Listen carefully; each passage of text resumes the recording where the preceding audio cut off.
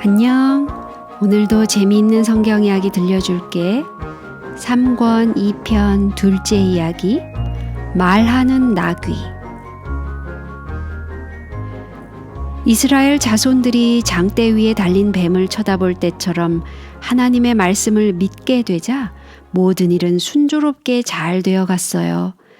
광야의 끝에 가까이 올 때 멀리 보이는 기름진 땅을 보며 그들은 뛸 듯이 기뻐했어요. 그런데 여기서 모세는 전에 하던 것과는 전혀 다른 일을 벌였어요. 이스라엘 족장들에게 그들의 지팡이나 막대기로 우물을 파도록 명령한 것이었어요. 여러분은 끝이 무딘 막대기로 모래 구덩이를 파본 적이 있나요? 얼마나 깊이 파지던가요? 족장들이 일하는 모습을 구경하려고 많은 사람들이 모였어요. 사람들의 얼굴에는 빙그레 미소가 떠올랐어요. 여러분이 다니는 교회의 장로님들이 긴 막대기로 구덩이를 파는 광경을 본다면 여러분은 어떻겠어요? 조금도 파지 못할 것은 뻔한 일이죠.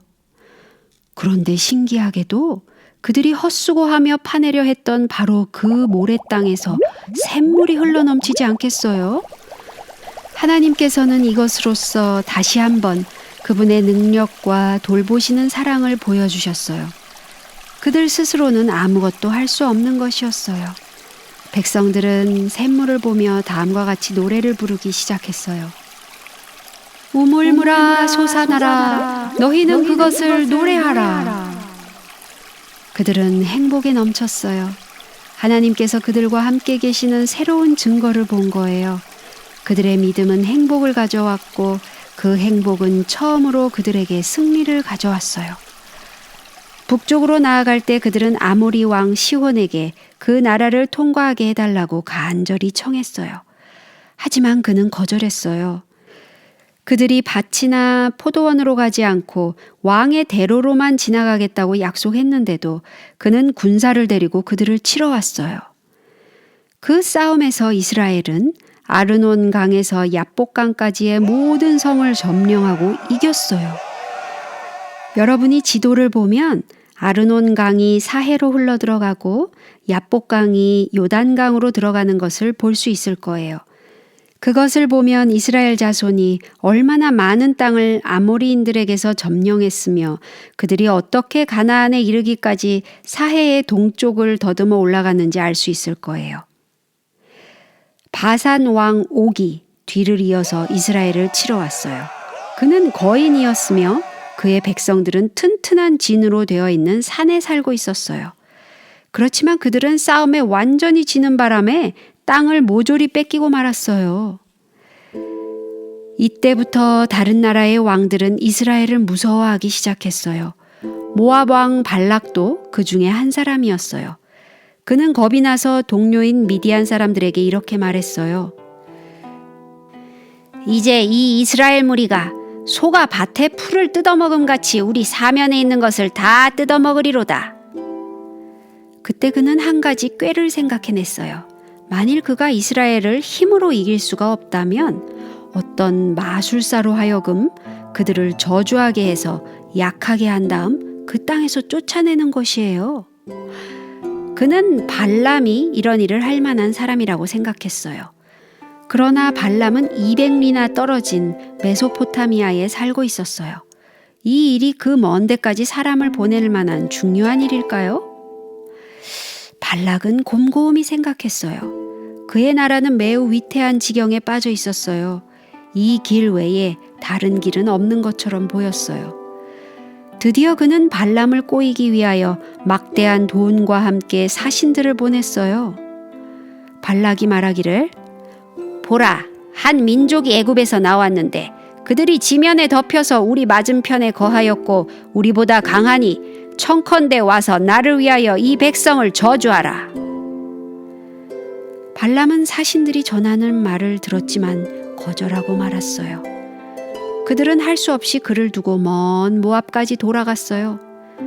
발람이 사신들과 함께 오지 않은 것을 보았을 때 발락은 매우 낙심했어요. 그러자 그는 자기 나라에서 가장 높은 사람들을 뽑아서 전보다 더 많은 돈과 함께 발람에게 보냈어요. 그리고 그가 와서 이스라엘을 저주하기만 하면 큰 명예를 주겠다고 약속했어요. 발람은 가기로 결정했어요. 그는 나귀 위에 안장을 지우고 모압의 귀족들과 함께 갔어요. 그것은 결코 쉬운 여행이 아니었어요. 길이 멀고 햇빛이 따가울 뿐만 아니라 이스라엘을 저주하러 가는 그를 막기 위해 발람이 모르는 사이 하늘에서 천사가 내려왔기 때문이었어요. 발람은 자기가 타고 가는 나귀가 천사를 볼 수 있고 말을 할 수 있다고는 꿈에도 생각하지 못했어요. 나귀가 길에서 벗어나 밭에 들어갔을 때에도 발람은 처음에 무엇이 잘못되었다는 것을 알지 못했어요. 그는 몹시 화가 났어요. 자기의 두 종과 모압 귀족들의 눈에 자기가 어리석은 사람으로 보였을 테니까요. 물론 그는 나귀가 칼을 빼어든 천사를 본 것을 알지 못했기 때문에 그 불쌍한 나귀를 채찍질해서 길로 돌이키려고 했어요. 조금 앞으로 나아가던 나귀는 다시금 뒷걸음질 치기 시작했어요. 그들은 포도밭으로 난 좁은 길을 따라가고 있었어요. 양쪽에는 담이 있었어요. 그런데 갑자기 나귀가 무엇에 놀랐는지 담에 바짝 몸을 대는 바람에 발람의 발이 담에 눌려져서 으깨져 버렸어요. 그는 너무나 화가 나서 나귀를 힘껏 내리쳤어요. 이윽고 그들은 아주 좁은 곳에 이르러 더 이상 좌우로 피할 데 없는 곳에 오게 되었는가 봐요. 나귀는 그곳에서 또 천사를 보고 발람의 밑에 엎드렸어요. 발람은 화가 머리끝까지 치밀어서 지팡이로 나귀를 마구 때렸어요. 바로 그때 그는 아무도 들어본 적이 없는 나귀의 목소리를 듣고 소스라치게 놀랐어요. 아니, 나귀가 말을 하다니? 물론 나귀가 한국어로 말하지 않고 히브리어로 말했겠지요. 나귀의 목소리가 어떻게 들렸는지 모르지만 여러분도 한번 들어보고 싶죠? 내가 내게 무엇을 하였기에 나를 이같이 3번 때리느뇨? 하고 나귀가 말했어요.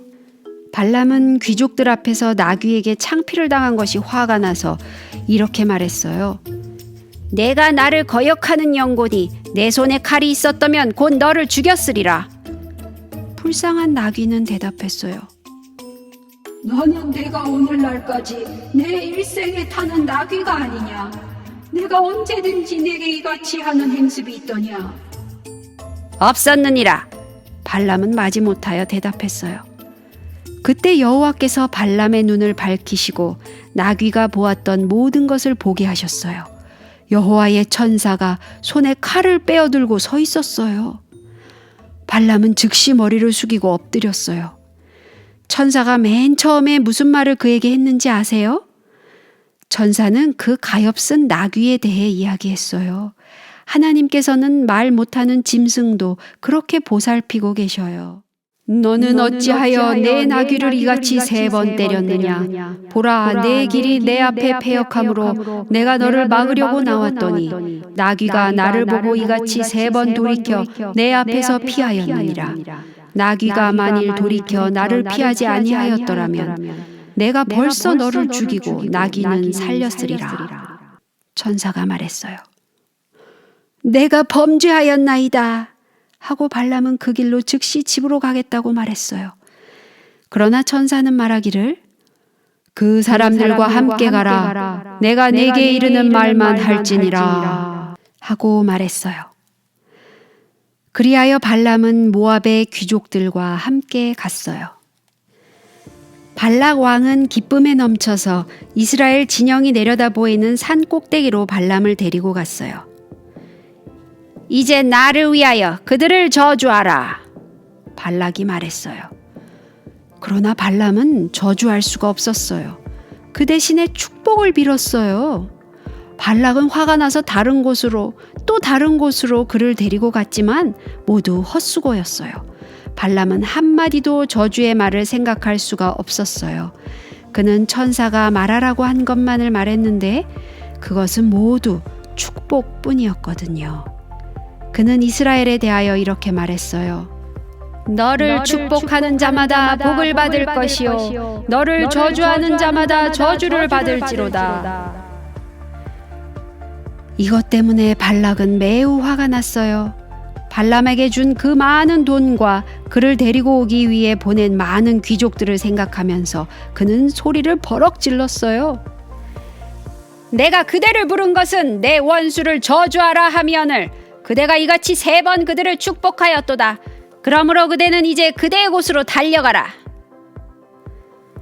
발람은 자기의 어린 나귀를 타고 있는 힘을 다해 도망을 쳤어요. 집으로 돌아가는 길에 그 어린 나귀가 그에게 무슨 말을 했을까요? 여러분 정말 알고 싶지요?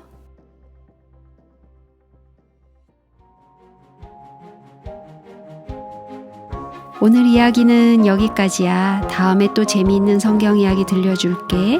안녕.